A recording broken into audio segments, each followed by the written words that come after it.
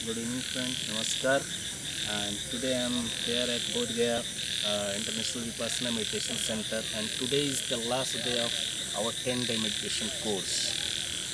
Right after arrival, uh, uh, we have to take place of 5 silas. 5 sils means these are some moral temperaments like Satya, Ahimsa, Asteya means non-possession of others' property, non-intoxication, and following a life free of indulgence and sensual pleasures.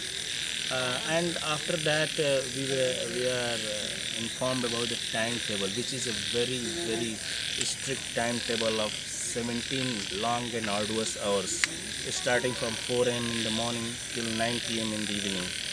So we have several sessions spanning from 1 to 2 hours with a break of around 5 minutes. And mind it, the discipline is so so bounding that 5 minutes means 5 minutes. The bell will ring and you have to reach the Dhamma hall. So there are two places of meditation. One is Dhamma hall for group meditation, and other is pagoda cells, which are solitary confinement type of cells. Now, as far as this meditation is concerned, Vipassana is a word of Pali language.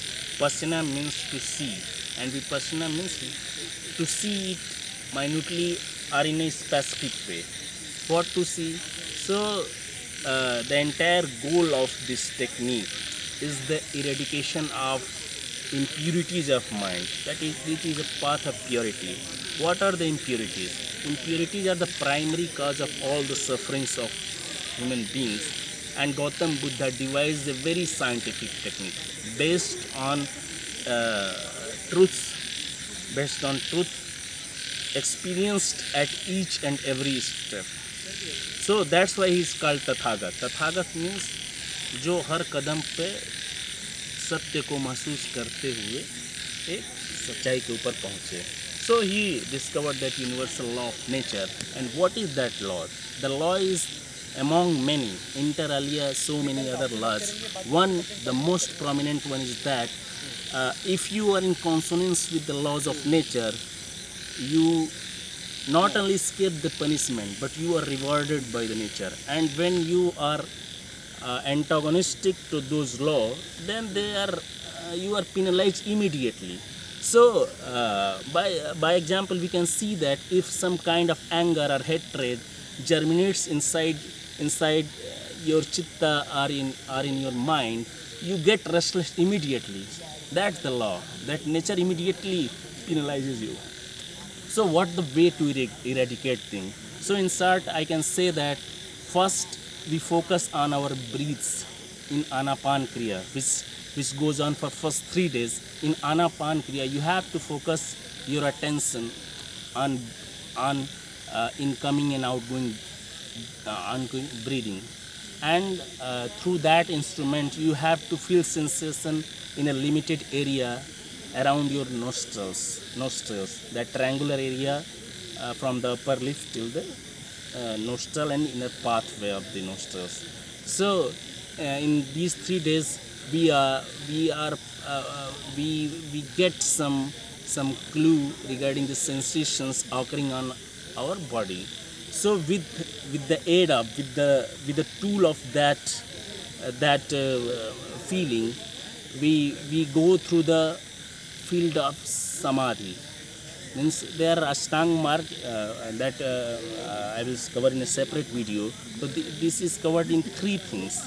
One is seal, one is samadhi, and Bodhgaya. Seal we are already following by coming to this place. We are living as a bhikshu, and for pragya, we after learning this technique of concentration and breathing, we go to arouse, we go to get excellence over that pragya. So what is that? Whenever some incident, pleasant or unpleasant, occurs in our surrounding, there are some sensation in our body.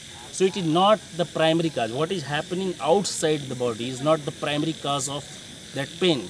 When some sensation arises, Gautam Buddha, through his meditation, he managed to see at atomic level of this body that this whole body is composed of bundle of atoms. He reached such a state of such a state of seeing the things that he was able to visualize this whole body as a bunch of atoms which are creating and which are getting destroyed every moment. That is why it is called anitya. Anitya means which is not permanent. So the most important proponent of this technique is whenever there is some sensation, by practice you are asked here to be neutral to death.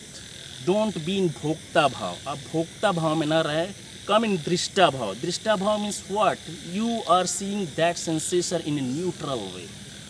Very objectively you are observing that sensation. What happens after that?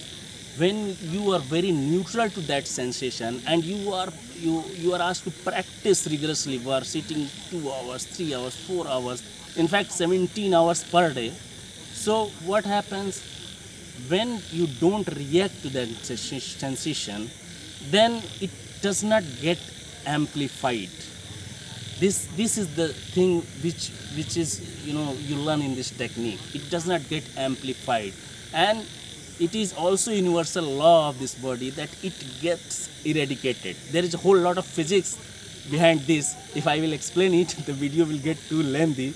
So this thing is that, and apart from that, there are some other accumulated impurities deep inside our subconscious mind, and there is a thick layer of avidya between your conscious mind and unconscious mind. Through this practice, you break the cycles, you break this rock, and everything is in a fused state. And as we have been told that not only Gautam Buddha but a lot of Buddhas have experienced this state of a fused state, when you can see everything in the form of wave.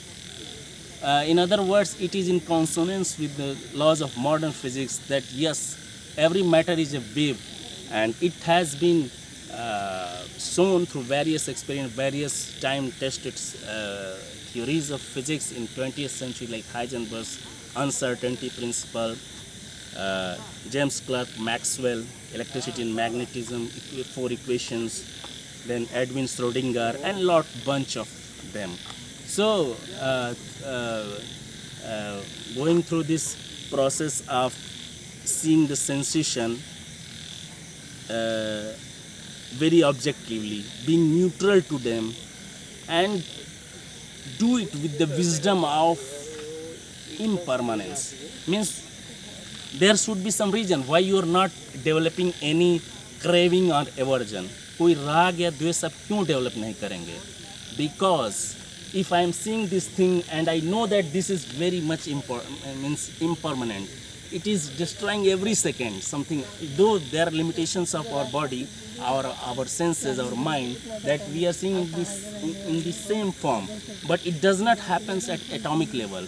And when, as far as our emotions, our senses, and that reaction to that senses, developing craving or aversion to some sensation, it is very atomic things. It is a level at quantum things, and that thing was invented by Gautam Buddha, that you have to be equanimous.